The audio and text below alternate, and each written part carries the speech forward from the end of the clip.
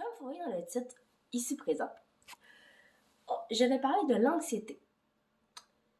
Donc, dans le fond, c'est bien beau que je vous parle de l'anxiété, que moi je vous raconte qu'est-ce que c'est, selon qu'est-ce que moi je pense, mes expériences à moi, les symptômes que moi je connais, que moi j'ai connus.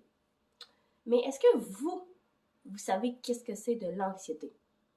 Est-ce que excusez-moi, vous en avez déjà vécu, en avez déjà eu? C'est ce qui, hum, c'est ce qui va faire que la vidéo va être intéressante parce que je vais vouloir avoir la réponse en commentaire. Oui ou non, si vous avez déjà vécu ça. Puis, quels symptômes avez-vous déjà ressenti ou vu de quelqu'un d'autre? Pour ceux que ça intéresse, il y a des tests sur Internet qui existent en rapport de l'anxiété, en rapport de la dépression, en rapport de n'importe quoi. Vous marquez test ou auto-évaluation sur le mot qui vous intéresse. Moi, je sais déjà que je suis atteinte d'anxiété, je le sais déjà, c'est clair et net. Mais je suis pareil à aller faire le petit test. C'est très intéressant pareil, parce qu'on voit vraiment à quel degré de pourcentage que nous sommes comme ça. Et on voit vraiment des questions personnelles qui varient. Donc, des fois, ça peut être que vous ressentez ça une semaine sur un mois, mais des fois, ça peut être le mois complet.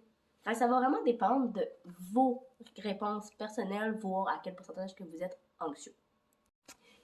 Je vais retourner faire le test avec vous. Donc, je vais vous l'afficher juste ici.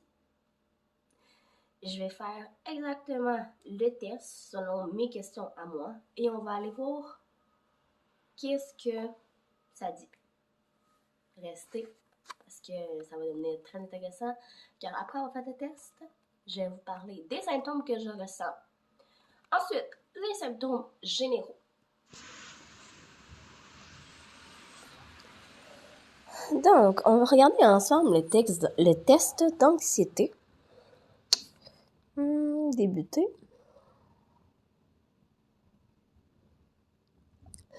Au cours des 14 derniers jours, à quelle fréquence avez-vous été dérangé par les problèmes suivants? Nervosité, anxiété ou de tension? Moi, pour ma part, ça a été presque tous les jours. Au cours des 14 derniers jours, à quelle fréquence avez-vous été dérangé par les problèmes suivants? Incapable d'arrêter de vous inquiéter ou de contrôler vos inquiétudes? Ça a été presque à tous les jours, ça aussi. Inquiétude excessive à propos de tout et de rien. Je vais vous le dire encore presque tous les jours. Là, je peux vous le dire, je suis dans une phase que c'est intense. Difficulté à se détendre. Ça, c'est pas à tous les jours, mais ça m'est pas arrivé jamais. Fait que je dirais plus de la moitié des jours. Agitation telle qu'il est difficile de rester tranquille. Plus de la moitié des jours, ça compte avec incapable de se reposer.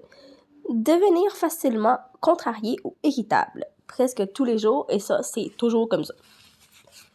Avoir peur que quelque chose d'épouvantable puisse arriver. Presque tous les jours.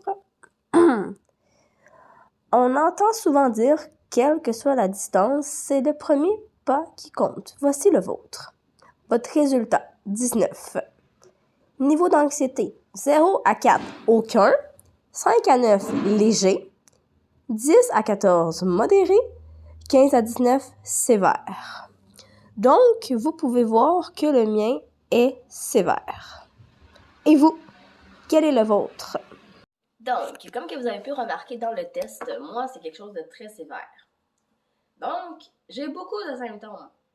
Des symptômes que vous aussi, vous pouvez avoir que vous ne saviez même pas que c'était un rapport d'anxiété.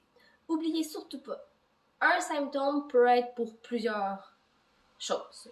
Ça peut être pour une dépression, ça peut être pour l'anxiété, ça peut être pour des troubles de bipolarité, mais c'est pas forcément de l'anxiété. Fait que oui, vous pouvez aller faire le test. Vous avez bien vu où qu'il faut aller. Donc, oui, vous pouvez aller faire le test, sauf que c'est pas ça qui va vous diagnostiquer. Pour se faire diagnostiquer, il faut passer par un médecin. Juste comme ça.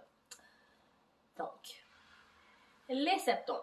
Il ne faut pas oublier que les symptômes varient de personne en personne, de catégorie en catégorie. Donc, moi, personnellement, admettons, vu que moi, je suis à 19, donc le taux le plus élevé, je risque d'avoir plus de symptômes que quelqu'un qui est à 4 dans les tests, par exemple. D'accord?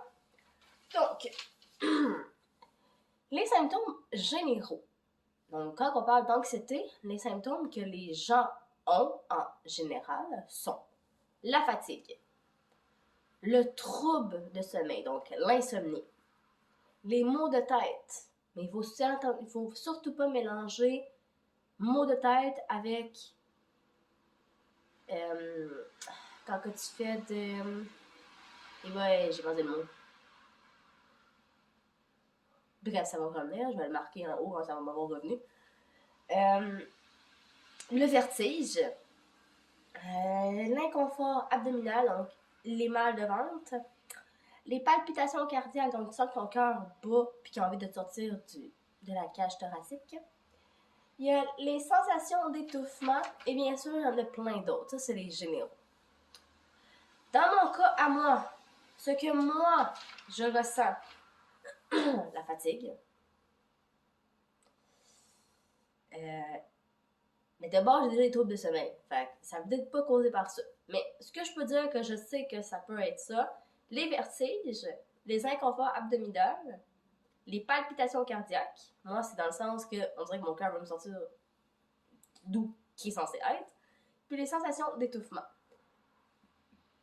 Mais, moi, j'ai découvert, selon moi, selon mes troubles à moi, que j'ai des petits moyens de m'en rendre compte quand que je souffre d'anxiété. Donc, des fois, c'est pas juste les symptômes que tu peux trouver sur Internet. Des fois, c'est les symptômes que ton corps va te démontrer. Admettons, personne qui a déjà pris les cheveux, quelqu'un de stressé. Ben moi, comme ça fait pas rien que j'ai pas d'ongles. Je vais manger l'ongle. Ouais, sauf que c'est ma façon de démontrer mon anxiété. C'est ce qui me fait passer mon anxiété. C'est pas pour rien que je m'arrache la plupart des ongles puis ça se ramasse à moitié. C'est sûr que c'est pas le meilleur moyen de se rendre compte, sauf que moi, c'est ce que mon corps, c'est comme, c'est une démonstration de mon corps pour me dire que je suis en train d'avoir une passe d'anxiété. Essayez pas de changer ce que votre cœur vous démontre parce que ça ne marchera pas. Mais, il y a toujours des moyens pour s'en sortir. Quels moyens on pourrait utiliser pour se sortir d'une anxiété, d'un stress, d'une dépression, de toute problématique d'une vie? Ben, personnellement, le meilleur moyen, ce serait de parler avec quelqu'un. Pas n'importe qui. Jamais n'importe qui. Quelqu'un fait pour ça. Peut-être bien un psychologue. Ça peut vraiment, mais vraiment aider. Quand que tu décides de vouloir parler, de vouloir t'enlever du stress que tu as dessus les épaules, même si t'as que 10 ans, même si t'as que 12 ans, même si t'as juste 15 ans, c'est pas normal qu'à notre âge, on ait tant d'affaires dessus les épaules. Ce n'est pas normal. C'est soit à cause de notre passé, soit à cause d'un trouble qu'on a eu, soit à cause des choses qu'on a vues, peut-être même quelque chose de tellement qu'on veut garder dans notre cœur, qu'on n'arrive pas à sortir, qui fait que on est rendu anxieux. Je vais vous donner un exemple.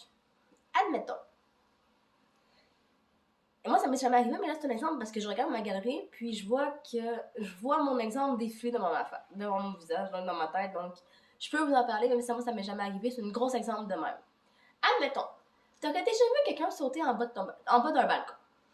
Puis là, tu vois quelqu'un qui est sur le bord du balcon, puis là, t'as tellement peur, tu deviens anxieux, tu deviens stressé, parce que t'as peur qu'il tombe. Mais là, tu paniques. Tu sais, ça peut être causé à cause de ça. Ça peut être des souvenirs que tu vois, des flashbacks que tu vois, que là, t'es comme, oh, ça a déjà arrivé ça, j'ai tellement peur que ça réarrive.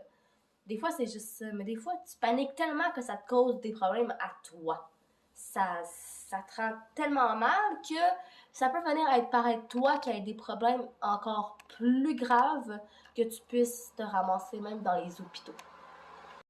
Parce que oui, des symptômes de ce genre-là peuvent être tellement graves que tu peux te rendre à un moment que tu pourrais passer à un acte mortel pour ta propre vie.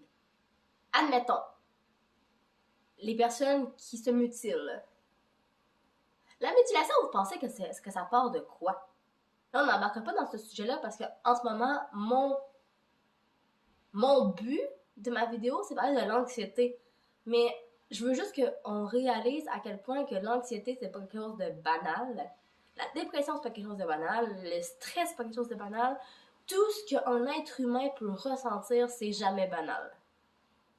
Parce que ça peut se rendre à des fois des affaires tellement graves qui vont te coûter ta vie à toi, puis qui vont coûter à quelqu'un qui va te retrouver comme ça à devenir anxieux lui avec. Donc, n'attendez pas à un point que vous en arrivez là, que vous vouliez passer à un tel acte. Parlez toujours avant. Et voilà, guys, ma vidéo, elle est terminée. J'ai parlé pas mal des symptômes, j'ai parlé de moi, ce que moi je ressens, j'ai parlé du pourquoi ça me tient tellement à cœur. Et j'ai aussi parlé des étapes pour savoir si tu as un trouble. Donc, écoutez bien ma vidéo, elle pourrait vous être très utile pour découvrir si vous avez des petites histoires comme ça dans votre vie. Donc, si vous ressentez de l'anxiété, n'hésitez pas à en parler. N'hésitez vraiment pas. Il y a toujours quelqu'un qui peut vous aider. Tout le temps. Alors sur ce, on se dit à la prochaine pour une nouvelle vidéo. J'espère que vous avez aimé la vidéo. J'espère que vous allez commenter pour participer. Et j'espère que vous allez toujours être présent pour mes prochaines vidéos. Donc, activez la petite cloche. À la prochaine!